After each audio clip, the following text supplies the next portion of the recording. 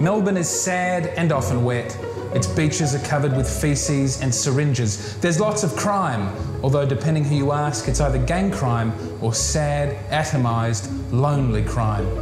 And yet, despite all that, Melburnians have always thought themselves superior. They think they live in a Philistine nation, but a civilised city. Despite the fact that television happens in Sydney, government happens in Canberra, and I happen in Adelaide, people in Melbourne think they live in the nation's cultural capital. It isn't smugness, it's desperation. They need a reason to believe, however incoherent, that the place they live is worthwhile. The Victorian Premier, Daniel Andrews, has announced a brand new modern art gallery. That's not because people love modern art. In fact, when you poll them, the average person doesn't even think modern art is art. Both Sydney and Adelaide are getting brand new modern art galleries. Even Tasmania has one, and those people don't even have a football team. It's all very embarrassing for the cultural elites in Melbourne.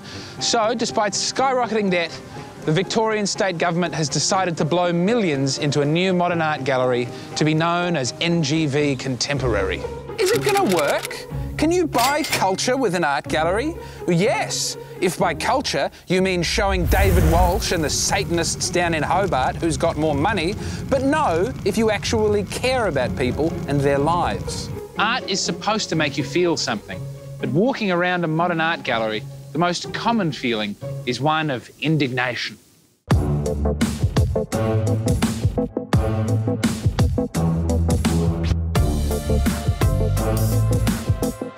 This is the original NGV building in Melbourne. Currently, they're showcasing a selection of works from MoMA, New York's Museum of Modern Art.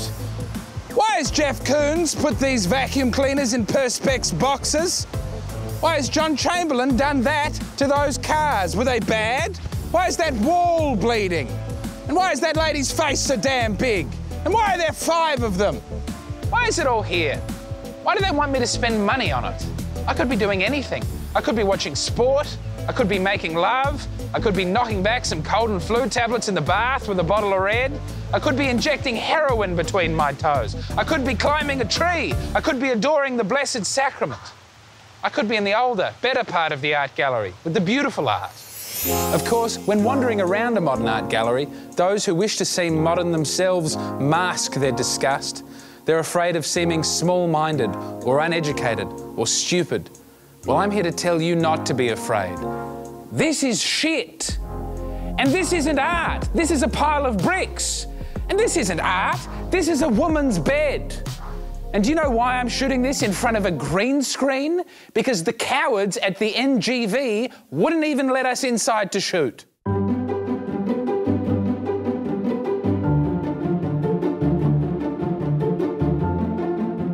This is a far cry from the great masters of yesteryear. If Leonardo da Vinci were alive today, he'd be 566 years old, much too old to care about modern art. He'd be blind and demented and have wrinkly skin, and his bones would be soft as eggshells. Also, this painting is bad. It's true, art has become more diverse, but in the process, it has become uniform and also boring. In the words of art critic / manic pixie dream lesbian Camille Paglia, certain artistic movements are underrepresented in art museums and minimised or ignored by many art humanitarians, partly because they do not support the ruling paradigm of art as leftist resistance. Those who claim to speak for contemporary art are not being truthful. Their work is neither good nor beautiful.